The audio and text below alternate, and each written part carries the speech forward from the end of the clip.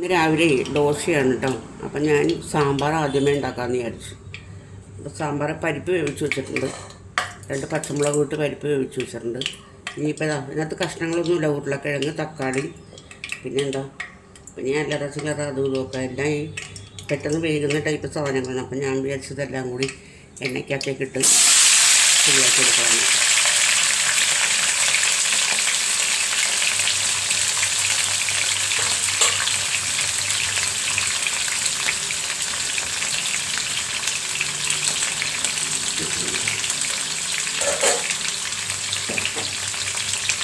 നമുക്ക് എണ്ണയ്ക്കകത്തേക്ക് ഇങ്ങനെ എണ്ണയ്ക്കകത്തേക്ക് ഇട്ട് കൊടുക്കാറുണ്ട്. ഇതിനകത്ത് ഇറങ്ങുമ്പോൾ വഴക്കിട്ട് നന്നായിട്ട് സാമ്പാർ പൊടി മാത്രമേ ഇടുന്നുള്ളൂ, അതുകൊണ്ട് ഞാൻ മഞ്ഞപ്പൊടിയൊന്നും ചേർക്കുന്നില്ല കേട്ടോ. അതിനകത്ത് ഇറങ്ങുന്നു വഴണ്ട് വരട്ടെ, അപ്പോഴേക്ക് വേറെ പണിയുണ്ട് കേട്ടോ. അപ്പോഴേക്കും ഇന്നലെ രാത്രി ആട്ടി വെച്ച മാവ് നന്നായിട്ട് പൊങ്ങിയിട്ടുണ്ട് കേട്ടോ. കാണിച്ചു തരാവേ. അല്ല, മാവ് നന്നായിട്ടൊന്ന് ഇളക്കുക. ഇളക്കിയിട്ട് ഉപ്പിടരുത് കേട്ടോ. ഉപ്പിട്ട് കഴിഞ്ഞിട്ടുണ്ടെങ്കിൽ ഇത് പുളിച്ച് പോകും ഭയങ്കരമായിട്ട്. അപ്പോൾ നമുക്ക് ഇന്നിപ്പോൾ ഇത് മുഴുവൻ ആവശ്യമില്ലല്ലോ.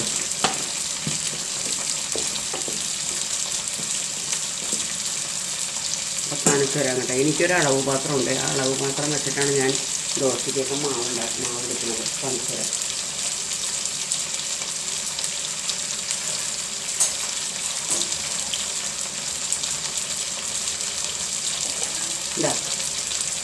ഇതാണ് എൻ്റെ ദോശമാവ് കോരി ഒഴിക്കുന്ന കയ്യിൽ. അപ്പോൾ ഇതിനകത്തൊരു 8 ദോശയ്ക്കുള്ള മാവ് എടുക്കും ഞാൻ. 1 2 3 4 5 6 7 മതി. ഇത് സ്വന്തം വെള്ളം കൂടി ചേർക്കണ്ടേ, ഇത് നീട്ടിയെടുക്കണ്ടേ. ഇത് ഇഡ്ഡലിയുടെ പാവത്തിനാണ് ഞാൻ ആട്ടി വെച്ചിരിക്കുന്നത്. ഇനി കാണിക്കാം കേട്ടോ. ഇനിയുള്ളത് കാണിക്കണം എങ്ങനെയാണെന്ന് വെച്ചിട്ടുണ്ടെങ്കിൽ ഇത് 2 പാത്രത്തിനകത്തായിട്ട് നുറുക്കി വെക്കും. നാളെ ഉണ്ടാക്കണമെങ്കിൽ നമുക്ക് നാളെ ഉണ്ടാക്കാം, അതല്ല വൈകുന്നേരം ഉണ്ടാക്കണമെങ്കിൽ വൈകുന്നേരം ഉണ്ടാക്കാം, എപ്പോൾ വേണമെങ്കിലും ഉണ്ടാക്കാം. അപ്പം അത് ഞാൻ എൻ്റെ പാത്രത്തിനകത്തേക്ക് ഒഴിക്കുവാണേ. ഈ പാത്രത്തിനകത്തേക്ക് കുറച്ച് വെച്ച്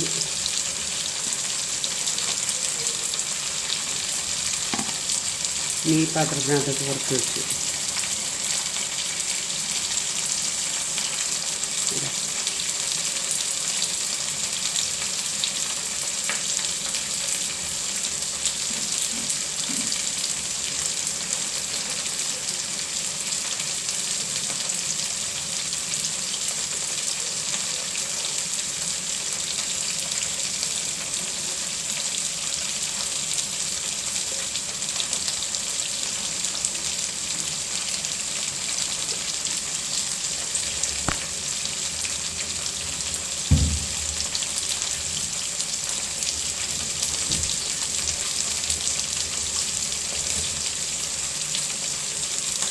ഇത് 2 നമുക്കിനി അടച്ച് ഫ്രിഡ്ജിലോട്ട് വെക്കാം കേട്ടോ. ഇത് 2 അടച്ച് ഞാൻ ഫ്രിഡ്ജിലോട്ട് കയറ്റാൻ പോവാണ്. അടച്ച്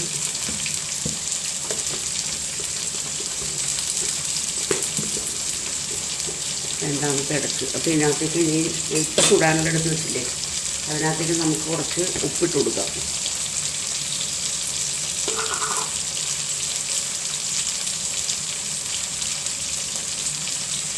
കുറച്ച് ഉപ്പിട്ട് ഇനി സ്വല്പം വെള്ളം, തേരിന് വെള്ളം ഒഴിച്ചാൽ മതി.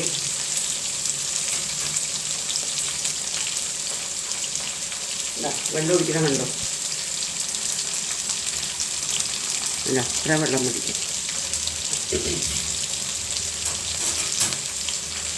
അത്ര വെള്ളം ഒഴിച്ചിട്ട് നന്നായിട്ട് ഒന്ന് ഇളക്കുക.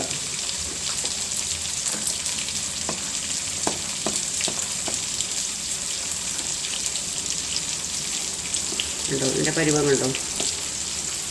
ഇത് ദോശമാവിനായേ.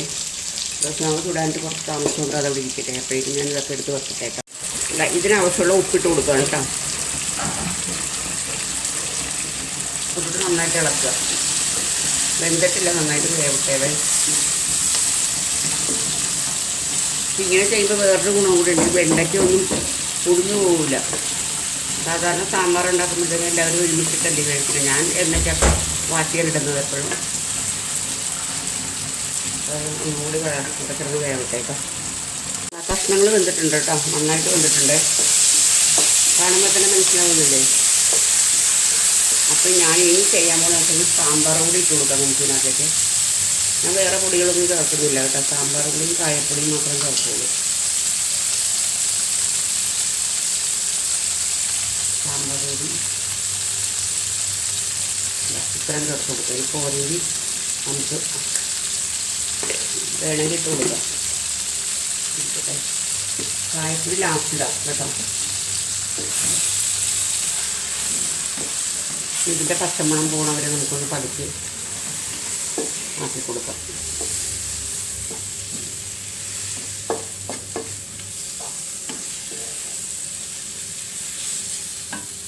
നമുക്ക് പരിപ്പിട്ട് കൊടുക്കാം.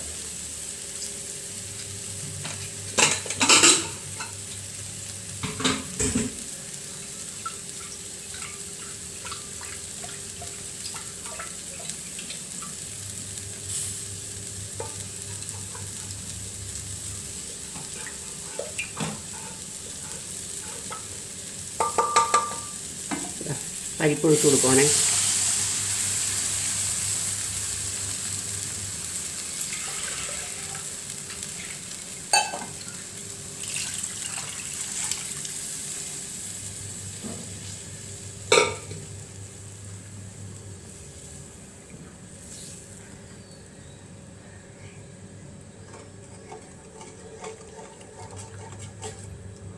അതൊന്ന് തിളച്ച് ഇതെല്ലാം കൂടി ഒരുമിച്ച് അതിനകത്തേക്ക് പിടിക്കട്ടെ കേട്ടോ. അന്നേരം നമുക്ക് ഉപ്പൊക്കെ നോക്കാം. ഞാൻ പിന്നെ ഇതിനകത്ത് മറ്റേ നമ്മളുടെ സാമ്പാർ പൊടി ഒഴിക്കാറില്ല. ഞങ്ങൾക്ക് ആർക്കും ആ പുളിയുടെ ചുവ ഇഷ്ടമല്ല. വെറും തക്കാളി മാത്രമേ ഇടുകയുള്ളൂ. ഇനി നമുക്കിതിനകത്തേക്ക് മല്ലിയിലൊക്കെ ലാസ്റ്റ് ഇട്ട് കൊടുക്കാം കേട്ടോ. കായപ്പൊടി തീർന്നു.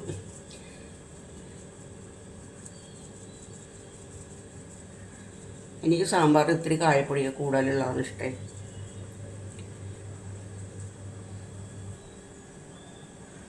കുറച്ച് സാമ്പാർ അല്ല, കുറച്ച് കായപ്പൊടി കൂടുതൽ വേണം എനിക്ക്.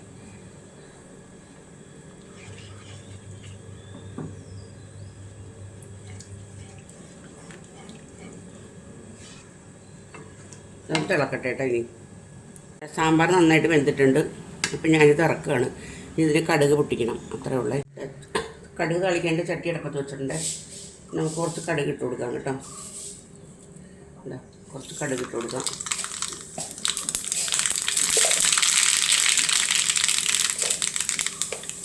ഒരു 2-3 ഉലുവ ഇട്ട് കൊടുക്കാം.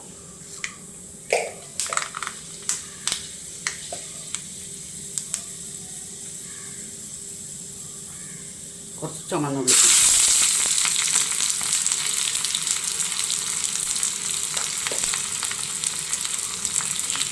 ചുമന്നുള്ളി മുരിയട്ടെ.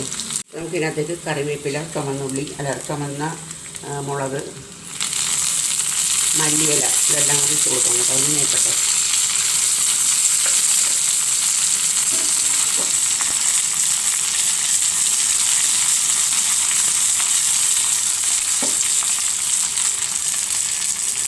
ഇത് മതി. താളിച്ചൊഴിച്ച് ഇനിയിപ്പോൾ അടുത്തതെന്ന് വെച്ചിട്ടുണ്ടെങ്കിൽ ചമ്മന്തിക്ക് താളിക്കണം. അപ്പോൾ അതിന് ഞാൻ എണ്ണ ഒഴിക്കട്ടെ.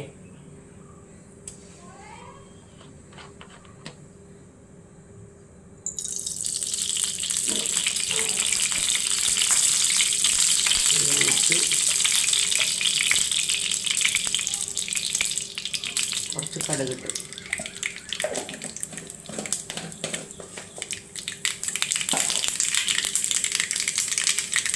രണ്ട് മൂന്ന് ഉള്ളിയിട്ട്,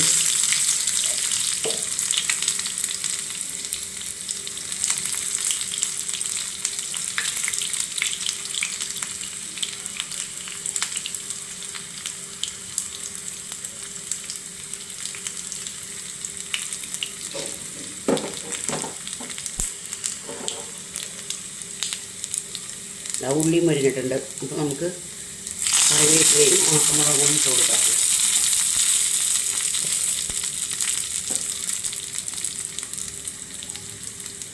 മുരിഞ്ഞിട്ടുള്ളത് നമുക്ക് ഇതിനകത്തേക്ക് ചമ്മന്തിക്കകത്തേക്ക് ഒഴിച്ചു കൊടുക്കാം കേട്ടോ. അപ്പോൾ ഇനി ഇതിൻ്റെ പണികളെല്ലാം കഴിഞ്ഞു. ഇനി അടുത്ത ദോശ ചുടണം, അത്രയേ ഉള്ളൂ. ദോശ ചൂടാനായിട്ട് ഇത്തിരി താമസം. ദോശ ചൂടാം കേട്ടോ. അപ്പോൾ ഞാൻ ഒഴിച്ചു കൊടുക്കണം.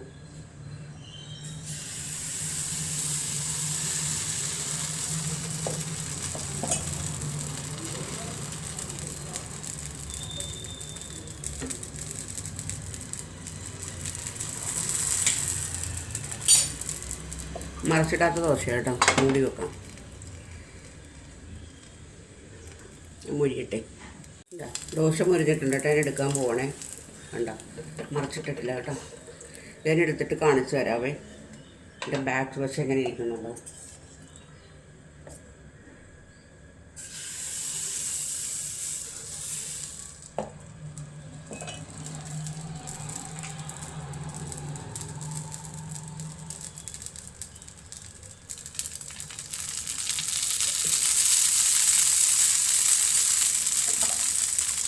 മൂടി കൊടുക്കാം. ഇതും കൂടി ഞാൻ കാണിക്കുന്നുള്ളൂ കേട്ടോ. ഇത് നിങ്ങൾക്ക് ബോറടിക്കും. ഇത് നമുക്ക് എടുക്കാം കേട്ടോ. കാണിക്കാൻ പറ്റില്ല ഇങ്ങനെ.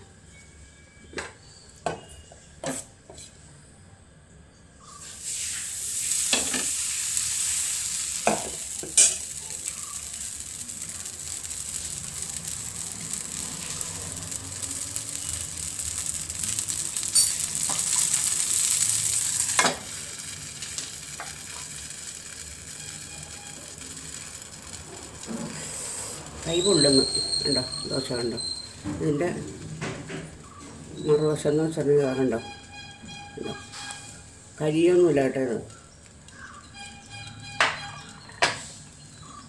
അപ്പോൾ ചോദിക്കുക കളർ വ്യത്യാസം തോന്നുന്നത് കരിയണതിൻ്റെ അല്ല കളർ വ്യത്യാസം.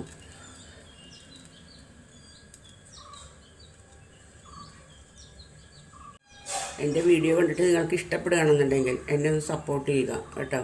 ലൈക്കായിട്ടും ലൈക്കായിട്ടും കമൻ്റായിട്ടും സബ്സ്ക്രൈബ് ചെയ്തു ഒന്ന് വിജയിപ്പിക്കാൻ നോക്കണേ പ്ലീസ്. ഒരു കോവയ്ക്ക മെഴുക്ക് പുരട്ടി കൂടി ഉണ്ട്. അത് ഞാൻ കോവയ്ക്ക അടപ്പത്തിട്ടുണ്ട് കേട്ടോ. അത് കണ്ടോ, ഉള്ളി, കറിവേപ്പില, പച്ചമുളക്, ചുമന്ന മുളക് എല്ലാം കൂടി ഇതിൽ എണ്ണയ്ക്കകത്തൊക്കെ ഇട്ടിട്ടുണ്ട്. ഇത് അവിടെ കിടന്ന് വെന്തോട്ടെ. കോവയ്ക്കയ്ക്ക് കുറച്ച് വേവുണ്ട്, അവിടെ കിടന്ന് വെന്തോട്ടെ. അപ്പോഴേക്കും നമുക്ക് നാളെ കാണാം കേട്ടോ.